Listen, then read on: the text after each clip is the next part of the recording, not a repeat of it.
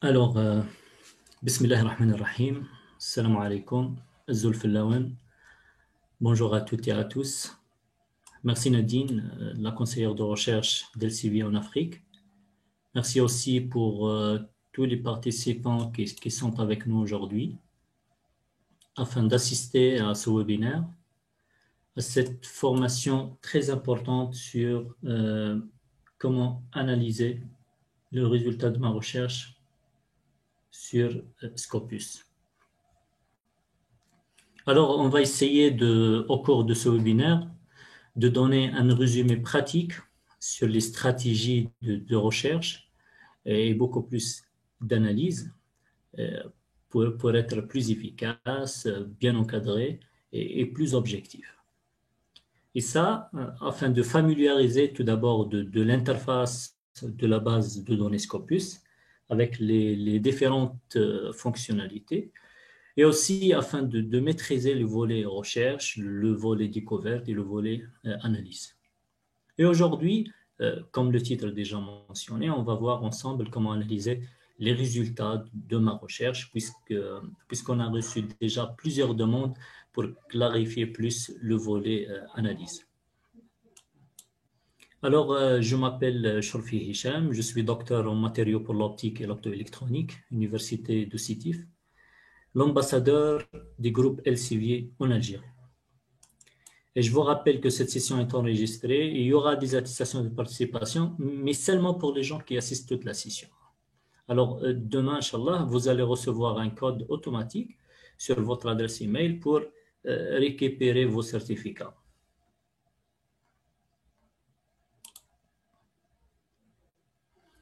Alors, avant de commencer, je vais vous rappeler... Pardon, avant de commencer, est-ce que tu peux me faire host parce que il y a des réclamations qui ne peuvent pas accéder à la session. Je pense que Zoom a fait une limite de 500 participants, donc je vais la voir en live streaming aussi sur les réseaux sociaux. Ok. Juste sur mon nom au panéliste, tu peux me faire host. Ok. Nommé animateur. Normalement, c'est bon. Oui, merci. Alors,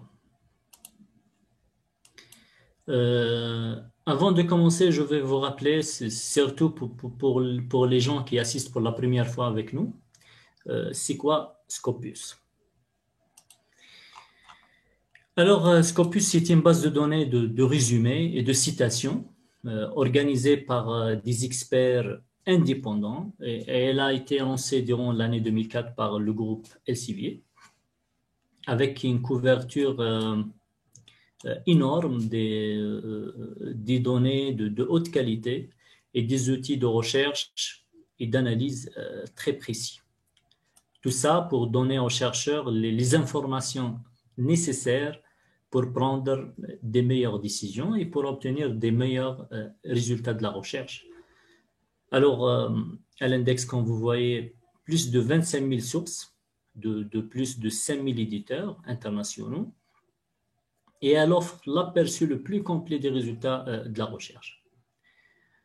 En fait, sur Scopus, il y a plus de 23 452 revues qui sont tous sont des journaux indexés à comité de lecture. Et l'indexation ici apporte une grande visibilité aux publications des auteurs et apporte aussi une diffusion très large. Et comme ça, les articles seront accessibles à plus de chercheurs. On trouve aussi les séries de livres. Aussi, ce sont une très bonne référence, comme vous savez. Presque aussi 10 millions d'articles de conférences, de plus de 120 000 événements. Alors, pour les gens qui cherchent des opportunités de participation et de publication via les conférences indexées, c'est un bon chemin de recherche pour savoir quelles sont les conférences internationales dans mon domaine. On trouve aussi un autre type de document qui est très intéressant, ce sont les documents des brevets d'invention. puisque sur Scopus, il y a plus de 44 millions d'enregistrements de brevets des grands bureaux. Alors, à partir des brevets, comme vous savez, vous pouvez profiter de ce type très riche des informations, surtout pour les gens qui travaillent sur des idées à application industrielle, soit des idées des produits, des processus, des mécanismes. Il y a plusieurs choses. Et même, vous pouvez même les référencer sur vos documents scientifiques. Les titres dans Scopus sont classés en 4 grands groupes de matières. Il y a les sciences de la vie, les SMV, les sciences physiques, c'est-à-dire avec le ST aussi, et sciences de la santé et les sciences sociales et humaines, qui sont divisées en 27 domaines principaux et plus de 300 microdomaines. On trouve, comme vous voyez, par exemple, 30% des titres sont dans le domaine de la santé, 28% physique et sciences et techniques, 15,4 c'est pour sciences de la vie et 26,2 c'est pour les sciences sociales et humaines. Sur Scopus, il y a plus de 5000 éditeurs, puisque déjà j'ai mentionné 5000 éditeurs. Et voilà la répartition des publications en fonction des éditeurs. Il y a 10% de contenu qui appartient à un groupe d'édition Elsevier. Après, on trouve Springer avec 8%, Wiley 5%. En fait, on trouve sur le cercle les 12 premiers et 60% représentent le contenu des éditeurs qui restent. Et je vous informe une chose, que les documents que vous allez trouver sur Scopus sont tous de haute qualité. Et ça, puisque les revues indexées répondent par obligation aux exigences de la base de données que ne sont pas des critères faciles. Hein. Alors, elle exige des critères, elle exige même des exigences sur surtout la qualité selon le contenu, selon la visibilité et même selon la forme.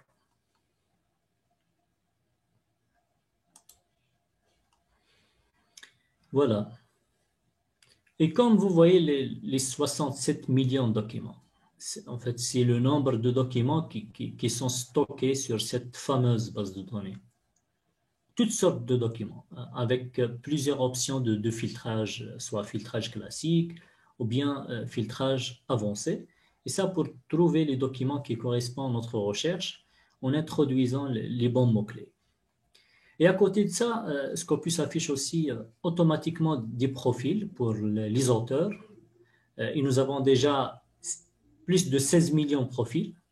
Alors, vous avez l'occasion pour découvrir les auteurs, de connaître son domaine, d'avoir, par exemple, une information sur la productivité scientifique et le nombre de publications totales.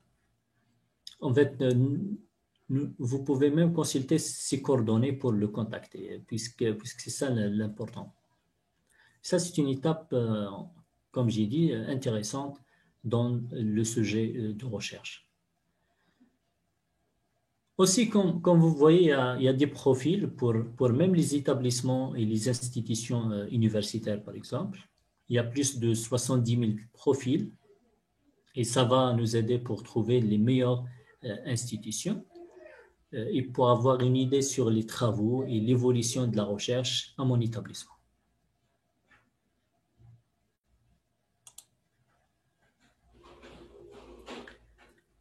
Maintenant, une chose très importante, l'accès Scopus. Alors, je vais rapidement expliquer comment accéder à Scopus. En fait, la condition d'accès est d'avoir un compte institutionnel de votre établissement universitaire. Ça, c'est une obligation. C'est-à-dire, je ne peux pas accéder à Scopus directement via Google, par exemple. Je dois utiliser un compte institutionnel sponsorisé par votre établissement universitaire. En fait, ces accès sont financés par les différents consortiums des grands Maghreb, comme l'IMIST du Maroc, le CNUDES de la Tunisie, et même le CIRIST pour les Algériens. Alors, les Algériens, par exemple, et les étudiants en PFE, les doctorants, les enseignants, chercheurs, par exemple, vous pouvez contacter tous la bibliothèque de votre université pour avoir un compte.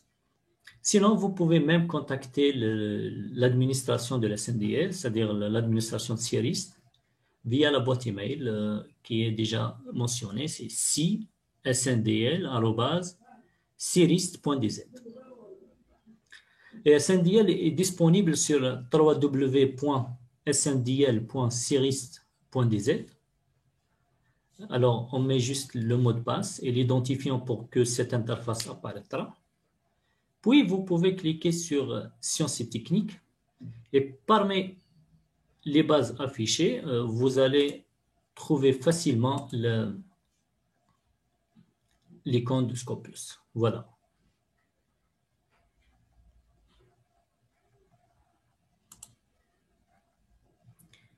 Maintenant, pour familiariser un petit peu de l'interface principale de Scopus, on peut lancer plusieurs types de recherches. Et avant ça, essayez toujours, s'il vous plaît, de créer un compte. En fait, je ne parle pas de compte SNDL là, je parle d'un autre compte.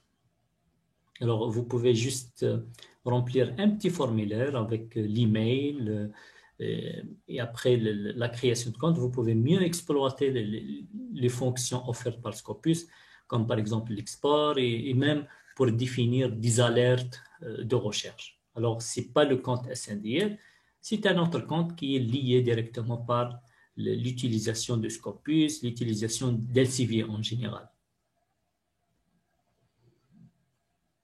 OK. Alors, vous pouvez faire maintenant la recherche par document. Et ça, en introduisant 10 mots-clés ou bien le titre complet de votre sujet et même les opérateurs spéciaux pour les équations de recherche. Aussi, on peut faire la recherche par auteur. Et là, pour cibler un profil d'un chercheur, pour voir sa productivité et son impact et ses coordonnées. Une recherche par affiliation est aussi offerte pour trouver facilement les institutions, pour avoir une idée sur les métriques et l'impact de cette dernière. Et en fait, c'est toute une chaîne d'informations, puisque même à travers une recherche de documents, on peut savoir l'auteur, soit l'auteur de document et son profil, et même son affiliation. C'est-à-dire que tout est lié, tout est relationnel. Aussi, une recherche avancée est offerte aussi pour vous donner plus d'outils afin d'affiner vos résultats de recherche. Une autre interface est aussi importante si on parle de Saival. Saival est utilisé généralement pour l'analyse comparative entre les institutions, entre les établissements universitaires. Normalement, l'Algérie n'est pas abonnée pour le moment à Saival, hein. Mais c'est une bonne plateforme. Maintenant, sur Source, vous pouvez consulter et même télécharger la liste complète de revues qui sont déjà indexées sur Scopus. Voilà. Normalement, nous avons familiarisé de tous les points et de toutes les options nécessaires sur l'interface. Maintenant, pour faire une recherche. Alors, je peux taper, par exemple, 10 mots-clés ou bien un titre complet sur cette petite fenêtre des entrées. Voilà, soit le titre complet, soit 10 mots-clés. Et nous allons faire un webinaire, normalement la semaine prochaine, sur comment affiner les résultats de ma recherche pour détailler ce point-là, le point de mots-clés, comment choisir les mots-clés, comment écrire une équation de recherche en utilisant les opérateurs comme les opérateurs booléens, les proximités, comment utiliser l'aiguille email, les jokers. Il y a plusieurs choses et ça sera un sujet spécial, un webinaire spécial qui sera normalement la semaine prochaine. Maintenant, après l'écriture de titre ou bien des mots-clés, je clique sur Search, sur Chercher. Alors, Scopus nous affiche directement le nombre de résultats en fonction de notre équation de recherche. Et comme cet exemple, j'ai juste cherché les documents où les chercheurs utilisent la lumière, en général, c'est l'utilisation de la lumière pour leurs études. Alors, comme vous voyez, elle m'a donné plus de 2,5 millions de résultats. Et comme vous voyez à gauche, il m'a donné 10 filtres. Ce sont des filtres très intéressants qu'on peut les utiliser pour affiner les résultats de ma recherche. Alors, on peut filtrer par exemple en fonction du type d'accès, en fonction de la date de publication, en fonction du nom d'auteur, la langue aussi, par exemple aussi par affiliation, par territoire. Ça dépend toujours à votre objectif de recherche. On a aussi, je peux même ajouter des autres mots-clés afin d'effectuer une recherche. Voilà, cette fois-ci, dans les résultats, c'est-à-dire même on peut utiliser, ce sont des mots-clés qu'on peut utiliser pour faire des recherches, pas sur la base de données, mais cette fois-ci dans le résultat. Et maintenant, je peux même, sur les documents, avoir plusieurs informations.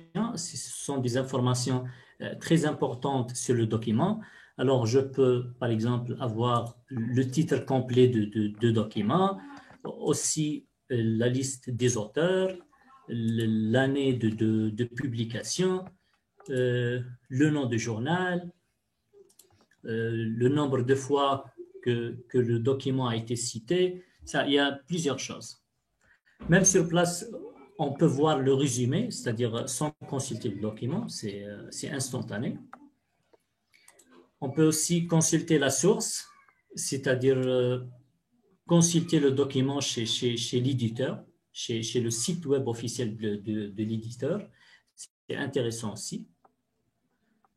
Et je peux avoir une idée sur les documents, ce qu'on appelle les documents connexes. En fait, les documents connexes sont aussi des résultats, mais ils nous donnent juste des résultats avec du parti en commun, avec ce document-là. Soit des mots-clés en commun, un objectif en commun, ou bien une conclusion, voilà, une conclusion commune. C'est bon, normalement c'est clair. Okay. Ah, il y a aussi les brevets. Alors, vous pouvez même consulter les brevets d'invention, selon bien sûr le mot-clé déjà introduit. On peut aussi choisir les documents les plus récents ou bien les plus cités, et ça en cliquant sur ce menu-là, puisqu'elle va nous donner une liste déroulante. Et sur cette liste déroulante, on peut soit changer sur l'ordre chronologique, soit en fonction de pertinence, c'est-à-dire en fonction de mots-clés, voilà, mots-clés, beaucoup plus.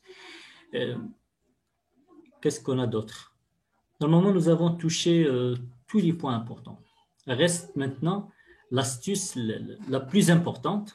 En fait, c'est analyser les résultats de ma recherche. C'est Analyze Search Results. Alors, je clique sur Analyser les résultats de ma recherche. En fait, cet outil sert à analyser vos résultats de recherche. Premièrement, c'est par année afin de connaître l'évolution des publications scientifiques dans le sujet recherché. Est-ce que le nombre de publications augmente par rapport aux mots-clés? Bon, pardon pour le bruit. Hein.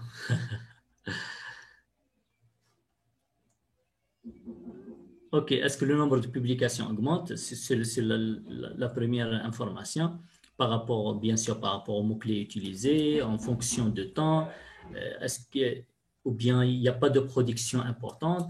En fait, c'est une information très importante et vous voyez la courbe qui nous donne le nombre de publications en fonction de l'année, puisque Scopus a détecté que le nombre de publications est en évolution pour ce sujet. Alors, ce résultat est très, très motivant. C'est un sujet à jour, documentation récente. Alors, est un point très positif sur le volet recherche de nouveaux sujets. On peut aussi analyser par rapport aux auteurs, puisque Scopus nous affiche sur cette interface les top 10 des auteurs dans le monde qui publient le plus dans ce sujet. Et on peut cliquer sur la fenêtre pour afficher tous les auteurs dans le domaine. Et vous trouverez pour chaque auteur un profil personnel que vous pouvez le consulter pour voir l'impact de sa production.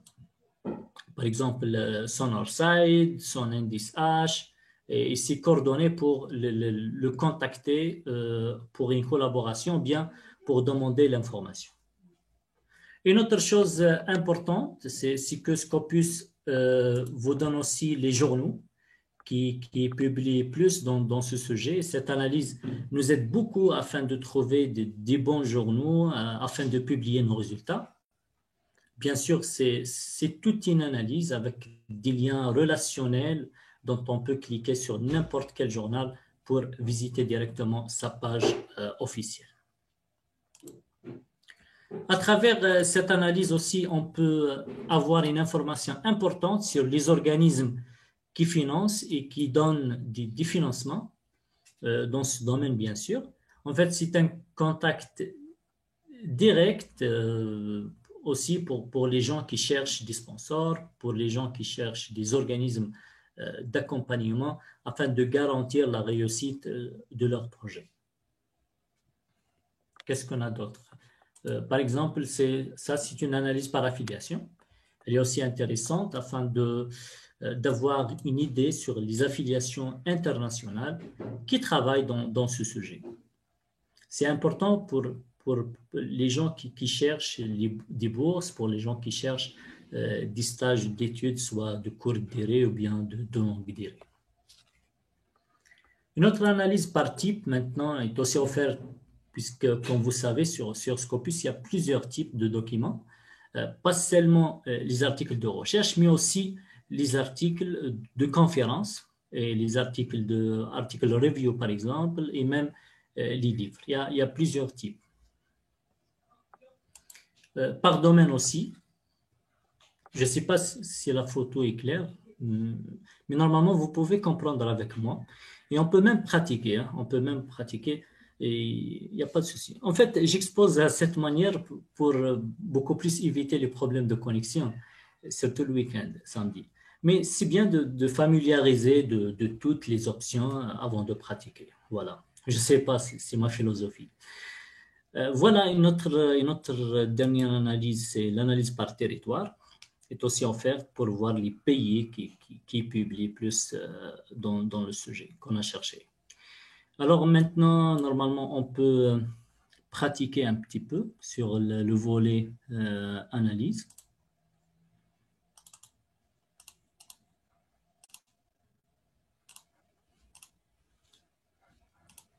Alors sur SNDL, maintenant pour accéder à SNDL, je ne peux pas utiliser directement Google, puisque l'utilisation de Google va nous orienter vers Scopus Preview.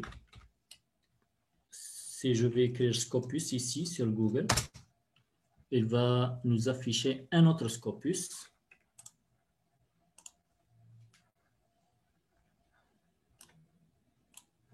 Je vais juste taper le mot de passe.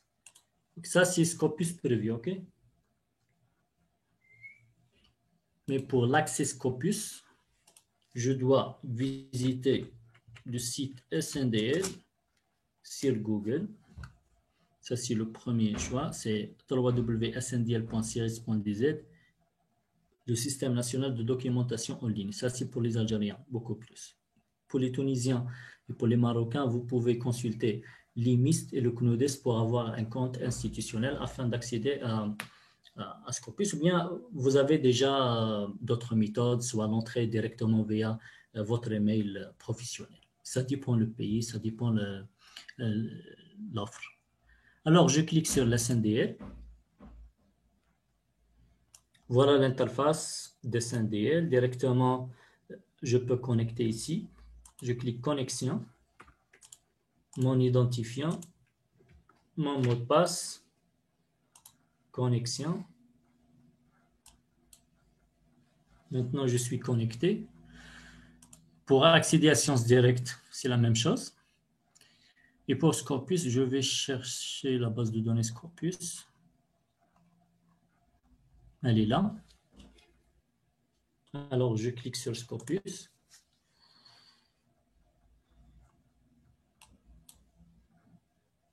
Pour le deuxième accès sur SNDL, je peux écrire directement sur le lien. C'est sndl1.arn.dz login. Je clique et elle va afficher directement la deuxième interface de SNDL. Elle affiche toutes les bases de données et les plateformes sponsorisées par le CIRIST. C'est la même chose et je trouve Scopus en quatrième choix ici. OK. Alors voilà, c'est Scopus maintenant. OK, très bien.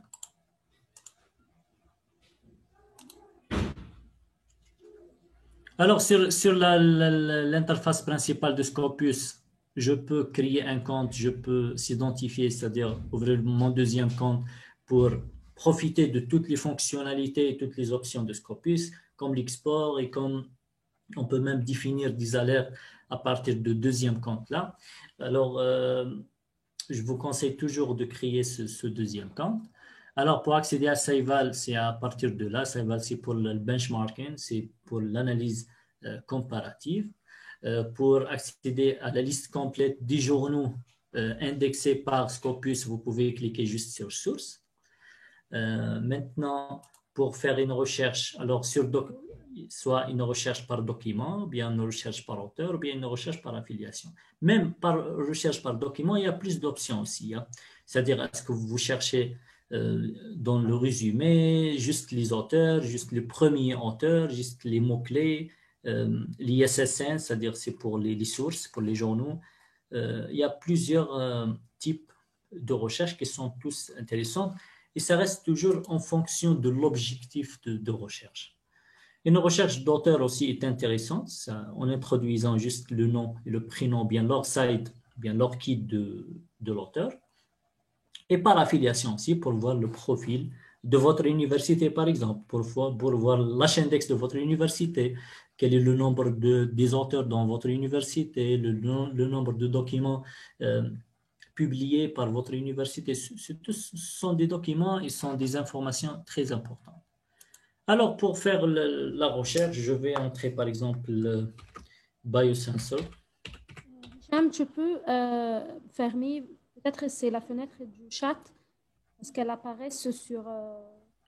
Oui, je ne sais pas, même j'ai remarqué ça, mais je ne trouve pas l'astuce pour la... Ok, normalement c'est bon. OK. Ok, je vais écrire biosensor. Pour les booléens, je vais utiliser OR. Bon, la prochaine fois, on va animer toute information sur le booléen, sur les opérateurs. Hein. Je vais écrire biosensor and, par exemple, biology. Voilà. Je vais cliquer sur chercher. Elle m'a donné presque 1 million, bien 900 000 résultats. Alors, comme j'ai déjà mentionné à gauche, il me donne 10 filtres. Ce sont 10 filtres très intéressants. Soit je peux choisir par rapport aux types d'accès, par rapport, puisque je suis connecté par le compte institutionnel, je peux laisser le type d'accès. OK? Par la date de publication, c'est-à-dire je peux choisir juste les documents récents, les références récentes pour mon sujet, c'est-à-dire juste 2021, 2022, 2020, je ne sais pas. Par nom d'auteur, moi je laisse ça. par domaine, par type de document. Est-ce que vous cherchez juste les articles ou bien même les articles de conférence, les livres, les chapitres de livres et ça? Par rapport à l'étape de publication, est-ce que vous cherchez le final ou bien les articles dans le presse? Final, c'est-à-dire les articles qui sont déjà sur la version finale. Les articles Impress, ce sont des articles, on peut les citer, mais n'est pas la version finale, voilà. Mais on peut la télécharger, on peut même la citer sur nos documents scientifiques. Titre de source, c'est-à-dire par rapport au journal, par affiliation aussi, par pays et par langue. Après le choix de filtre, je clique juste sur Limit to. OK? Alors, sur cette liste déroulante, je peux changer sur, par exemple, l'ordre chronologique, la date la plus récente ou bien la plus ancienne, par nombre de citations, par auteur, par titre de source. En fait, c'est par auteur ou bien par titre de source, c'est un ordre alphabétique. Mais pour le reste, comme pertinence, comme par citation, ce sont par la plus ancienne et la plus récente. OK? Je peux même consulter les brevets d'invention. Voilà. Qu'est-ce qu'on a d'autre? Il y a plusieurs choses importantes aussi. Je peux, par exemple, consulter directement le résumé. OK? Sur place, c'est-à-dire je peux avoir une idée complète sur ce sujet-là. Est-ce qu'il correspond exactement ma recherche ou non? Je peux choisir directement ou bien consulter le document. C'est important aussi. C'est tout relationnel sur Scopus. On peut cliquer sur n'importe quelle information et il va vous donner plus. Sur le document, par exemple, il affiche le résumé, les références, les mots-clés utilisés, même les références de ce document, le DOU de ce document, l'ISSN du journal. Il y a plusieurs informations qui sont des informations très importantes. Alors, je peux exporter le fichier, je peux le télécharger, je peux l'envoyer par email, je peux l'enregistrer au format PDF. Il y a plusieurs choses. Même, je peux l'exporter, c'est via soit manuellement ou bien via les logiciels de gestion de référence comme Mendeley, le EndNote, le Zotero, par exemple. Il y a plusieurs logiciels qui sont compatibles avec Scopus. Une autre chose sur le document, je peux même consulter l'organisme de financement. Et ça, c'est une information très importante, puisque je peux cliquer sur ce que je vois, ou bien je remarque que pour le détail de financement, que ce document déjà est financé par un établissement de financement. C'est l'Institut de recherche en santé. C'est un institut apparemment canadien. Je peux cliquer dessus pour voir y a-t-il des opportunités de financement, puisque je peux postuler peut-être à cet établissement pour demander le financement. Alors, c'est l'Institut de recherche en santé du Canada. C'est Current Opportunities by Top Research Discipline. Ah, OK. Déjà, il donne des offres de financement pour plusieurs domaines, comme vous voyez. Il y a, par exemple, pour la médecine, presque 80%.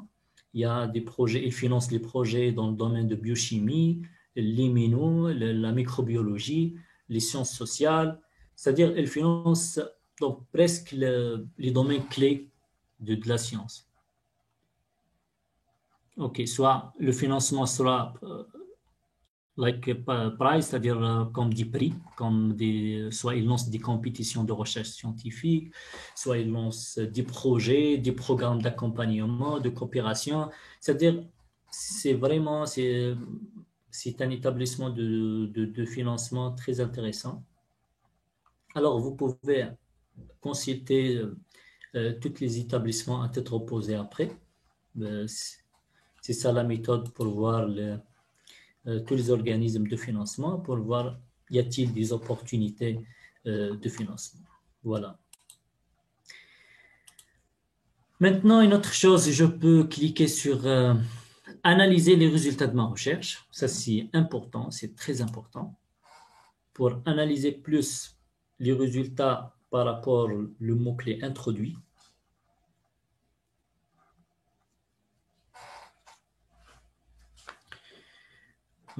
Peut-être un petit problème de connexion, je ne sais pas.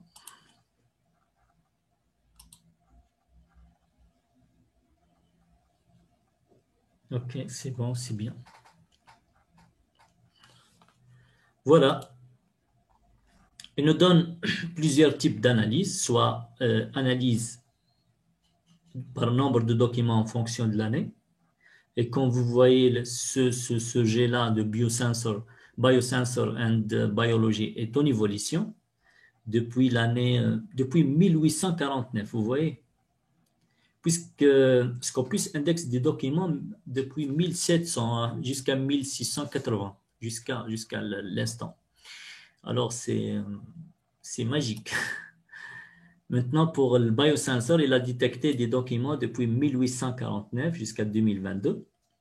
Ce jet-là, c'est vraiment en évolution, c'est-à-dire documentation récente, références récentes. Je peux voir ou bien je peux décider que ce sujet est original toujours, puisqu'il est toujours en évolution. Je peux trouver des documents pour travailler. Je peux même trouver il y a des documents, c'est-à-dire il y a des auteurs, il y a des affiliations, il y a plusieurs choses qui m'encouragent afin de lancer ce projet-là sur cette thématique. Voilà les autres analyses. Je peux par exemple analyser par rapport à l'auteur. Par rapport à l'auteur, il nous affiche à droite les top 10 d'auteurs dans le monde qui publient dans ce mot-clé, dans ce sujet. Et à gauche, c'est la liste complète des auteurs qui ont déjà publié dans ce sujet. Alors, je peux cliquer sur n'importe quel auteur pour voir directement son profil, soit pour le contacter, soit pour avoir une idée complète ou bien plus détaillée sur la productivité de ce chercheur-là. Il y a plusieurs choses, plusieurs opportunités. Alors, pour le profil de M. Yuan Ryu, il me donne l'affiliation, c'est l'affiliation complète de ce monsieur.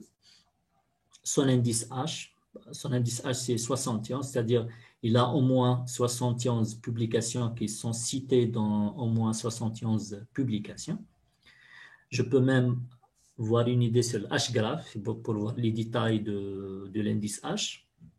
Le nombre de citations de documents de M. Yuan est toujours en évolution, même le nombre, soit le nombre de publications et le nombre de citations aussi. Il a publié jusqu'à maintenant 938 documents indexés sur Scopus. Le nombre de citations, c'est presque 27 000 qui sont cités dans presque 15 000 documents. C'est intéressant comme H-index, c'est intéressant comme nombre de citations et nombre de publications. Alors, qu'est-ce qu'on a d'autre? Il y a plusieurs informations sur l'auteur. Qu'est-ce qu'on a d'autre? Je peux avoir une idée sur les co-auteurs, c'est-à-dire sur les gens qui ont collaboré avec ce chercheur. Il y a 636 co-auteurs.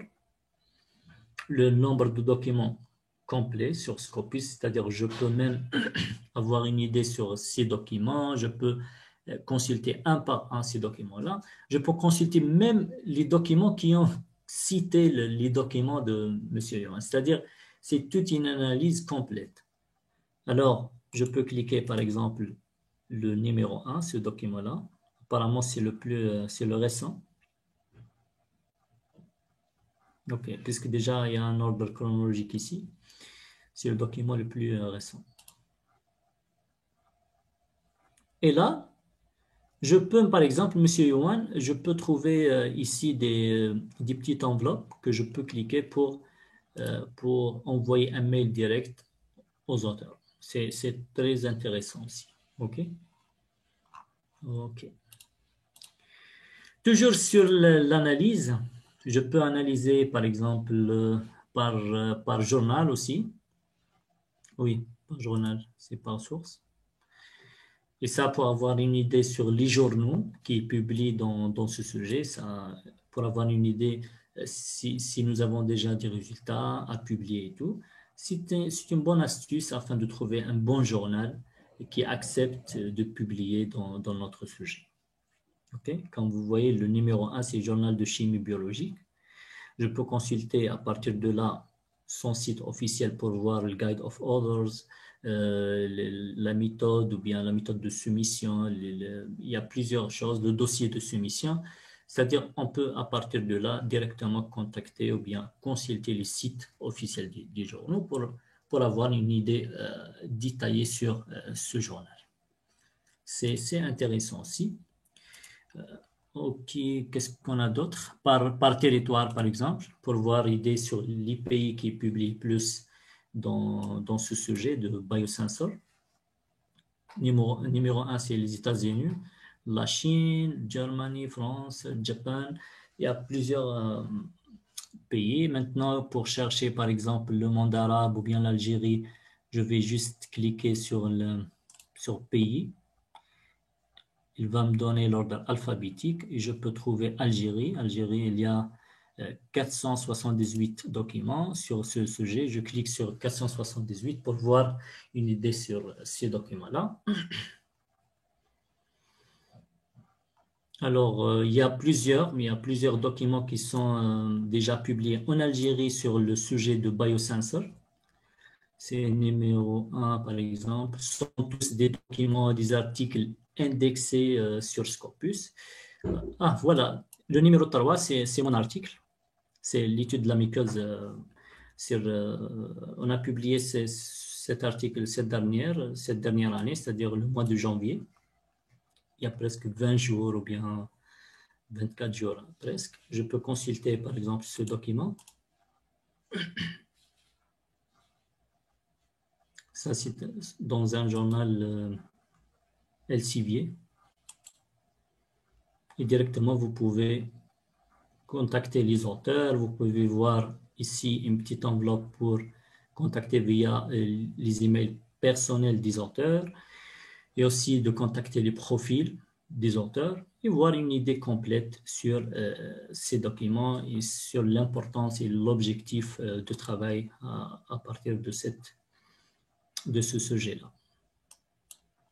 OK, normalement, nous avons maintenant une idée sur la méthode, comment analyser les résultats. Il y a plusieurs analyses aussi qui sont disponibles sur Scopus. Je peux voir aussi une idée sur le... Où est le... Ah, OK. Il y a aussi par domaine, par affiliation, par sponsor aussi, c'est très important. OK, par sponsor, c'est pour avoir une idée sur les organismes qui financent dans ce sujet-là. C'est par exemple le National Institute of Health. C'est un institut normalement chinois qui finance beaucoup dans le domaine de biosensor. C'est très intéressant cet organisme. Alors, vous pouvez même consulter ces établissements pour voir, comme j'ai dit et comme j'ai mentionné, les opportunités de financement, les offres de financement en fonction de thématiques beaucoup plus. Alors, c'est ça, voilà, je pense qu'on a parlé d'analyse et tout. Alors, Nadine, est-ce que vous avez des choses à rajouter? Non, je pense que c'est tout. Juste, il y a beaucoup de questions sur les organismes de financement. Scopus vous permet voilà, de trouver les organismes de financement ou bien les sponsors, les institutions qui fournissent des bourses pour les auteurs pour avancer sur leur projet de recherche. Tandis que c'est à vous d'explorer voilà, les pages de ces organismes, de ces sponsors, pour savoir plus sur les critères et voilà les points que vous devez voilà, remplir pour poser votre candidature. Mais Scopus, ça vous aide de trouver les organismes qui sont les plus actifs sur un sujet particulier de recherche, qui sont intéressés par ce domaine de recherche, qui continuent à avoir intérêt à fournir des bourses pour ce sujet de recherche, pour ce domaine de recherche. Et donc, ça vous aide d'avoir une liste courte de sponsors pour les évaluer et pour les prendre plus en détail sur chaque page de chaque organisme. Donc, sur Scopus, vous n'allez pas trouver les critères, les points à remplir pour chaque organisme, mais vous allez trouver l'analyse des recherches déjà financées par les organismes les plus intéressés, les plus actifs dans ce champ de recherche. Ok. Y a-t-il d'autres questions? Normalement, vous avez répondu à toutes les questions, apparemment.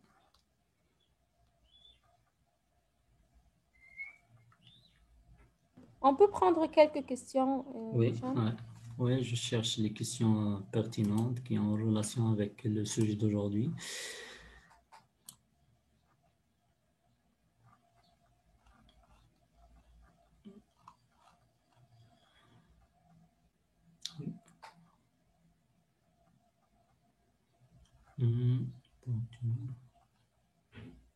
Quels sont les critères à respecter pour avoir une opportunité de publication? Je n'ai pas bien compris votre question. C'est opportunité de publication, c'est-à-dire publication d'un article? En fait, les critères de publication d'un article sont déjà affichés, par exemple, sur la forme, sur le contenu, on doit éviter le plagiat, on doit respecter le template des journaux, on doit envoyer un bon dossier de soumission avec le cover letter, le highlights, le graphical abstract. Il y a beaucoup de choses à remplir. Aussi, pour la langue aussi, on doit utiliser une bonne langue de rédaction.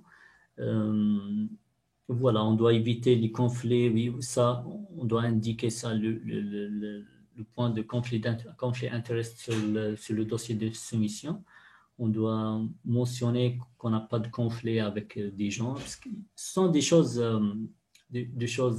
administratives qu'on doit les remplir sur le dossier de soumission. Aussi, surtout le contenu scientifique, l'originalité, il y a beaucoup de choses à dire. Hein.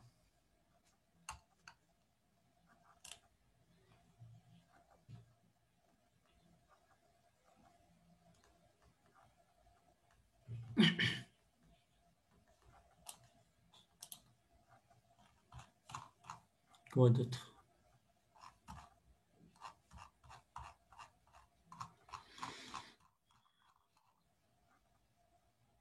L'écran est invisible? Je ne sais pas. Non, c'est visible. Est-ce que le nombre de citations d'un article scientifique est un critère déterminant de sa qualité? Donc, Madame Najwa, la réponse n'est pas assez simple, c'est pas un oui ou un non, mais c'est que ça dépend sur le champ de recherche. Donc, par exemple, le nombre de citations reçues par le champ de recherche dans les mathématiques n'est pas comme le nombre de citations reçues dans le champ de recherche de la médecine, par exemple, parce que pour le champ de mathématiques, il y a beaucoup de mises à jour chaque mois, chaque année. Donc, les articles publiés 2-3 ans, 2-3 années en arrière deviennent obsolètes. Donc, il ne reçoit plus de citations après quelques années parce qu'il y a toujours des mises à jour. Donc, le nombre de citations reçues par exemple, des articles publiés sur le champ de recherche de mathématiques seront beaucoup moins que des autres champs qui n'ont pas assez de mise à jour chaque mois ou chaque semaine ou bien chaque année, comme par exemple dans le champ de la recherche de la médecine. C'est pourquoi le champ de la recherche de la médecine reçoit beaucoup plus de citations parce que les publications publiées dans 10 ans en arrière, par exemple, ou bien 15 ans en arrière, sont toujours valables, ils ne sont pas obsolètes, donc ils restent utilisés par les chercheurs, ils restent cités par les chercheurs et ils reçoivent toujours de nouvelles citations. Mais bien sûr, les articles cités, si on compare dans le même champ de recherche le nombre de citations d'un article à l'autre, bien sûr que oui. Le nombre de citations, oui, indique la qualité, indique que l'originalité, indique la contribution riche de cet article par rapport à son champ de recherche. C'est pourquoi il a été cité plusieurs fois, parce que les autres chercheurs ont conclu que les informations partagées ou les conclusions partagées par cet article sont bénéfiques, sont valables, sont assez fiables pour les citer dans leur projet de recherche, dans leur document de recherche aussi. Donc, bien sûr, les citations, si on compare dans le même champ de recherche, ça indique bien sûr la qualité des informations recherchées dans ce document. On appelle ça le Field Weighted Citation Impact, c'est-à-dire les citations évaluées dans le même champ de recherche entre les différents articles. Ok, Nadine. Pour le deuxième lien de SNDL, j'ai une question ici. SNDL, deuxième lien, c'est on écrit juste SNDL. Point. SNDL1.arn.dz/login. Normalement, c'est simple. Vous pouvez capturer le deuxième lien. C'est pour la deuxième interface. Et notre question, Nadine, c'est s'il vous plaît, donnez-moi en urgence. C'est en urgence. En urgence, les thèses algériennes, comment les avoir? Apparemment, il est en urgence, alors je dois répondre à cette question, Nadine, s'il vous plaît. C'est juste, c'est via SNDL, mais pour les Algériens, pour les Algériens, les Marocains et les Tunisiens, vous pouvez tous consulter les thèses algériennes puisque c'est sans accès.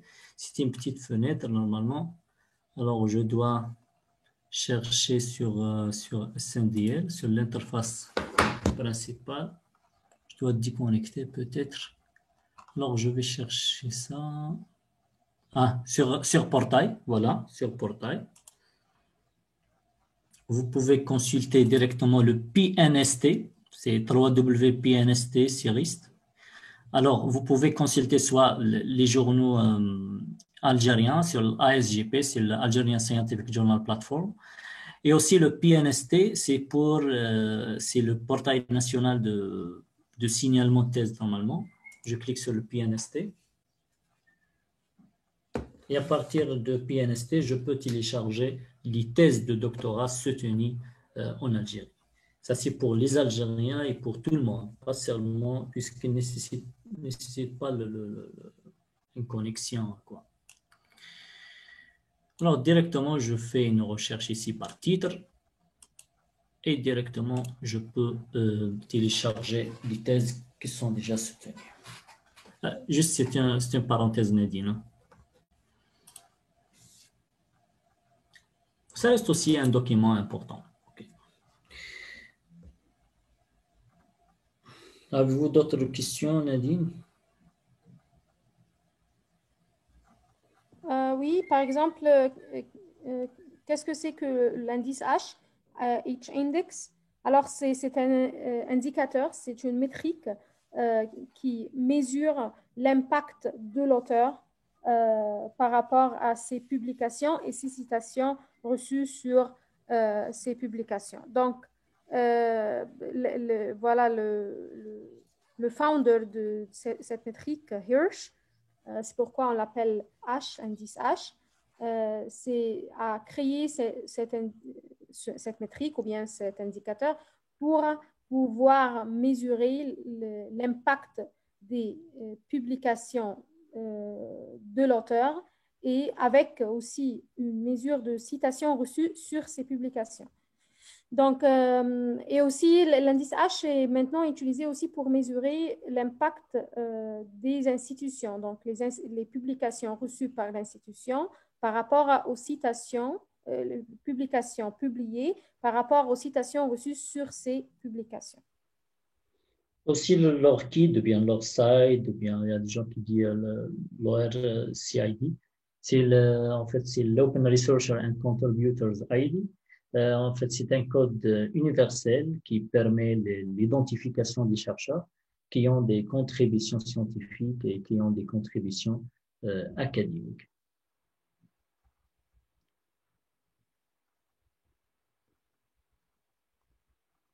Les autres.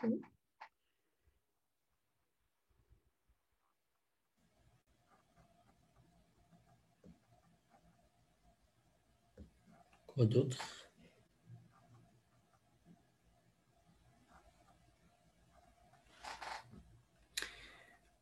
Oui, les attestations sont prévues pour ce webinaire et les détails vont être partagés demain par email automatique avec bien sûr les participants qui assistent toute la session. Est-ce que Scopus respecte le quota de documents à publier par année où il n'y a pas de limite?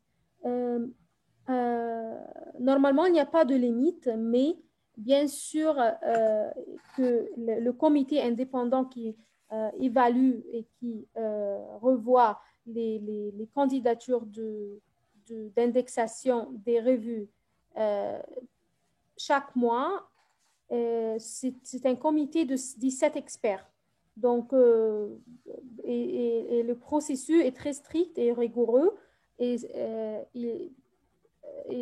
l'année passée, c'était une évaluation de 6 mois.